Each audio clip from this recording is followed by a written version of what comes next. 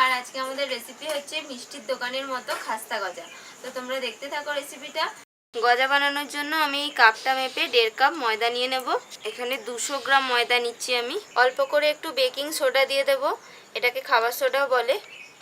এবার আমি বড় চামচের 2 চামচ ঘি দিয়ে দেব। যদি তোমরা গলানো ঘি দাও তাহলে 4 চামচ দিতে হবে। এটা জমাট বেঁধে আছে বলে আমি 2 চামচ দিলাম।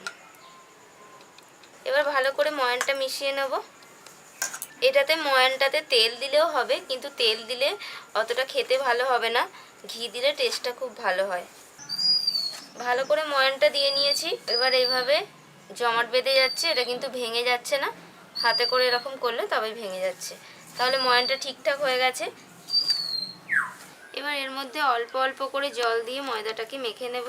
অল্প অল্প করে জল দিতে হবে, নাহলে কিন্তু ময়দাটাতে জল বেশি হয়ে গেলে নরম হয়ে যাবে। ময়দাটা এরকম একটু খুব বেশি শক্তও হবে না, খুব বেশি নরমও হবে না, সেরকম করে মেখে নিতে হবে। এবার এটা ঢাকা দিয়ে আমি 0.5 ঘন্টার জন্য রেখে দেবো। এবার আমি চিনির শিরাটা তৈরি করে নেব। কড়ার মধ্যে 1 কাপ চিনি দিয়ে দেবো আর 1 কাপ পরিমাণে জল দিয়ে দেবো। এবার চিনির শিরাটা তৈরি করে নেব। চিনির শিরাটা দেখবো এবার একদম একটু চটচটে হলেই নামিয়ে নিতে হবে। হয়ে গেছে, আমি নামিয়ে নেব এটা। 0.5 ঘন্টা হয়ে গেছে। এবার এভাবে বেলে নিতে হবে। এবার এভাবে করে লেয়ারটাকে তৈরি করে নিতে হবে। এবার এই ধারের দিকটা এভাবে মুড়ে দিতে হবে। না, এগুলো ভালো করে না চেপে দিলে যখন এটা ভাজা হবে তখন খুলে যাওয়ার চান্স থাকে। আবারও এটাকে বেলে নেব, আবারও কেটে নেব। এভাবে আমি 4-5 বার এভাবে কাটবো আর এভাবে লেয়ার তৈরি করে 3 থেকে 4 বার এটাকে আমি ওইভাবে ভাঁজ করে লেয়ারটা তৈরি করে নিয়েছি।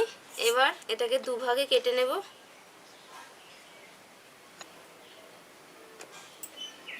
দুভাগে কেটে এভাবে একটার উপর একটা পার্ট দিয়ে নেব। লাস্টে আমি এটাকে দুভাগ করে কেটে নিয়ে এবার এটাকে মুড়ে নেব ভালো করে এগুলো। এবার এটাকে ছোট ছোট করে গজার শেপ দিয়ে কেটে নিতে হবে। এটা খুব বেশি বড় করে কাটার দরকার নেই, এটা কিন্তু তেলে দিলেই অনেকটা বড় হয়ে যাবে। ছোট ছোট করে কেটে নিচ্ছি। এরকম হয়েছে গজাগুলো, এরকমভাবে কেটে নিয়েছি, অনেকগুলোই লেয়ার হয়েছে। এবার ভেজে নেব। এবার গজাগুলো ভাজার জন্য কড়াইতে সাদা তেল দিয়ে দেব। তেলটা হালকা গরম হয়ে গেছে। এবার আমি এগুলো দিয়ে দেব গজাগুলো। তেলটা খুব বেশি গরম করলে কিন্তু হবে না, হালকা হালকা গরম হলেই এটা দিয়ে দিতে হবে। এই যে এরকম বিজবিজি কাটছে, একটু 2-4 মিনিট পরে তারপর নাড়াচাড়া করতে হবে, এখন নাড়লে হবে না। আর আঁচটাকে একদম হালকা রাখতে হবে। লাল লাল করে গজাগুলো ভেজে নিয়েছি। এবার এগুলোকে তুলে নেব। এভাবেই সমস্ত গজাগুলোকে আমি ভেজে নেব। এবার এটাকে একটুখানি 2 থেকে 3 মিনিট মতো একটু ঠান্ডা করে নিয়ে এটাকে রসের মধ্যে ডুবিয়ে দিতে হবে। এবার রসের মধ্যে এগুলো দিয়ে দেব। এবার রসের মধ্যে এটাকে বেশ কিছুক্ষণ, মানে 2-1 মিনিট মতো ডুবিয়ে রাখলেই হবে, বেশিক্ষণ ডোবানোর দরকার নেই। এবার আমি তুলে নেব। আমাদের গজা তৈরি হয়ে গেছে।